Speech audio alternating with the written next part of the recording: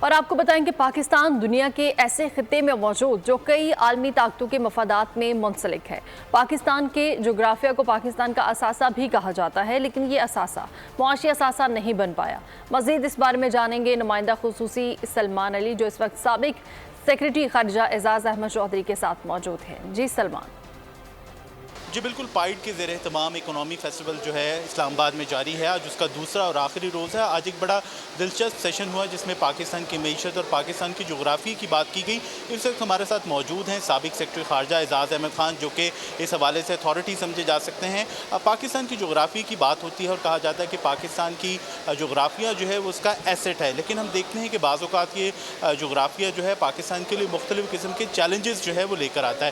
تو اسی حوالے سے ہم سوال کرتے ہیں، بات کرتے ہیں اعزاز صاحب سے، ان سے جانتے ہیں کہ ایسا کیوں ہے۔ یہ جو جغرافی ہے ہماری، یہ ہمارے لیے اکنامک بینیفٹس لانے کے بجائے ہمارے لیے الٹا کچھ چیلنجز کا باعث بن جاتی ہے، اور یہ دونوں چیزیں مکس اینڈ میچ کیوں نہیں ہو پاتی؟ جی، میرا نام اعزاز احمد چودھری ہے، اور میں یہ کہنا چاہوں گا کہ پائیڈ یقیناً شاباش کا مستحق ہے کہ اس نے اکانومی جیسے معاملے پر جو پاکستان کے لیے کلیدی حیثیت رکھتا ہے، اس پر اتنا بڑا ایک فیسٹیول، اکنامک فیسٹیول کیا ہے۔ اور آج جس اس کے پینل میں تھا، وہ جیو اکنامکس کو ڈیل کرتا ہے، جس کا مطلب یہ ہے کہ ہم کیسے اپنی جیوگرافی کو استعمال کریں کہ پاکستان میں اقتصادی ترقی بھی ہو اور ہمارے شہریوں کی خوشحالی بنے۔ تو یہ بہت ہی اہم موضوع ہے۔ میرے خیال میں اس کے اوپر جتنی بھی بات کی جائے کم ہے، کیونکہ اسی سے پاکستان کے لیے آگے مزید ترقی کی شاہراہیں کھلیں گی۔ لیکن یہ جو چیلنجز آتے ہیں، جو ہم بات کرتے ہیں کہ ہماری جغرافی ہے، ہمارا بہت بڑا ایسٹ ہے، اور آپ نے یو اے کی ایگزامپل بھی دی، آپ نے دوسرے ممالک کی ایگزامپل بھی دی کہ وہ اپنی جغرافی کو استعمال کرتے ہوئے آج انہوں نے اکنامک ترقی جو ہے اس میں بہت اوپر گئے ہیں۔ پاکستان اب تک ایسا کیوں نہیں کر پایا؟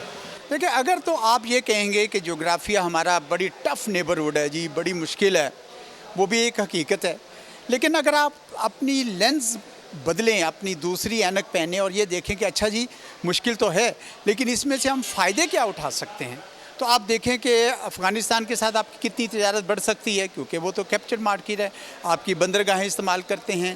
ایران کے ساتھ بارڈر مارکیٹس آپ بنا سکتے ہیں، چین کے ساتھ آپ کا سی پیک چل رہا ہے۔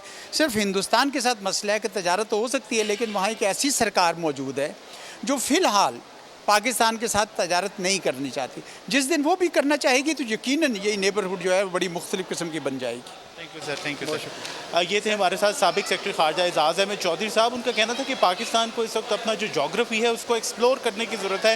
پاکستان کے ہمسایہ ممالک میں صرف اور صرف بھارت ایک ایسا ملک ہے جو اس وقت پاکستان کے ساتھ تجارت نہیں کرنا چاہتا، اور جس دن پاکستان اور بھارت کے درمیان تجارت شروع ہوئی اور معاملات ماحول جو ہے وہ سازگار ہوا تو پاکستان کے لیے معاشی ترقی کی اور بہت ساری راہیں جو ہیں وہ کھلیں گی۔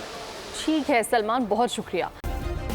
سبسکرائب کریں اور بیل دبائیں تاکہ کوئی خبر رہ نہ جائے۔